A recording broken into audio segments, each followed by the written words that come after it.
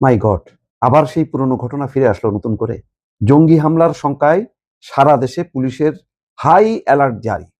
আমরা এই ধরনের হাই অ্যালার্ট জারি বা অ্যালার্ট জারি শব্দগুলো শুনতাম শেখ হাসিনার আমলে। তখন ঘন ঘন অ্যালার্ট জারি হতো।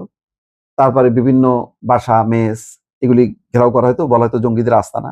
তারপর যুদ্ধ হতো, বিস্ফোরণ হতো, মারা যেত। মানে কোনো কিছুই পুলিশ যা বলতো তাই বিশ্বাস করতে হতো এবং সেভাবেই বলা হতো যে এটা জঙ্গি তৎপরতা। তার মধ্যে হয়তো কিছু সত্য, কিন্তু অধিকাংশই ছিল নাটক। কিন্তু বিএনপির আমলে তো এটা মনে করার কোনো কারণ নেই। বিএনপি তার ওই নাটক করতে যাবে না, বরং বিএনপি বহুবার বলেছে এগুলি হলো জঙ্গি নাটক শেখ হাসিনা। এখন কি হলো? তাহলে এখন কি রিয়েলি এটা সত্যি সত্যি সেই পরিস্থিতির মধ্যে আমরা যাচ্ছি, যার জন্য আজকে 5 মাসের বিএনপি সরকার এরকম একটা অ্যালার্ট জারি করলো। খবরে বলা হচ্ছে জঙ্গি হামলার আশঙ্কায় দেশের সবকটি জেলা এবং রেঞ্জে সর্বোচ্চ সতর্কতা জারি করেছে পুলিশ হেডকোয়ার্টার্স।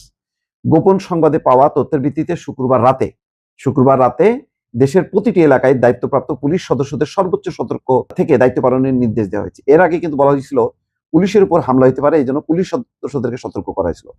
এখন দেখা যাচ্ছে যে না, জঙ্গি হামলা হইতে পারে, সেটা যে কোনো স্থাপনা, যে কোনো জায়গা, গুরুত্বপূর্ণ স্থাপনা লক্ষ্য করে হইতে পারে। তো এটার আসলে কোন কোন টার্গেট কি কি তার বিস্তারিত কিছু নেই, যদিও সেটা নিরাপত্তার কারণে সেগুলি প্রকাশ হয়তো করছে না সরকার। কিন্তু এটা কিন্তু যথেষ্ট পরিমাণ শঙ্কা জাগায়।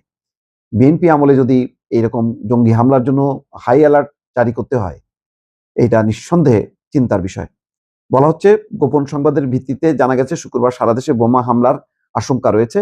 এই পরিস্থিতিতে প্রতিটি জেলায় রাতের বেলা টহল, মোবাইল ডিউটি এবং চেকপোস্টে নিয়োজিত পুলিশ সদস্যদের অত্যন্ত সতর্কতার সাথে দায়িত্ব পালন করতে বলা হয়েছে। দায়িত্ব পালনকালে যে কোনো ধরনের অপ্রীতিকর বা সন্দেহজনক ঘটনা ঘটলে তাৎক্ষণিক আইন শৃঙ্খলা বাহিনীর ঊর্ধ্বতন কর্তৃপক্ষকে জানাতে বলা হয়েছে। ইতিমধ্যে বেতার বার্তার মাধ্যমে সারা দেশে সতর্ক করা হয়েছে। বিভিন্ন ইউনিট প্রধানদের মেসেজের মাধ্যমেও জানানো হয়েছে বলেও উল্লেখ করেছে পুলিশ সদর দপ্তর।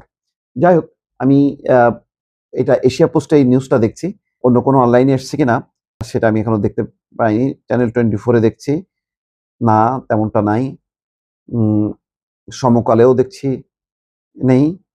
এমনকি আপাতত হয়তো আস্তে আস্তে আসবে অন্যান্য পত্রিকায়। কিন্তু যাই হোক, ঘটনাটা নিঃসন্দেহে চিন্তার বিষয় যে এইরকম সময় বিএনপি সরকারের আমলে জঙ্গি হামলা, এটা এদের সূত্র কি, এদের উৎস কি, এগুলি দ্রুত জানা দরকার এবং নির্মূল করা দরকার যাতে আর বাড়তে না পারে।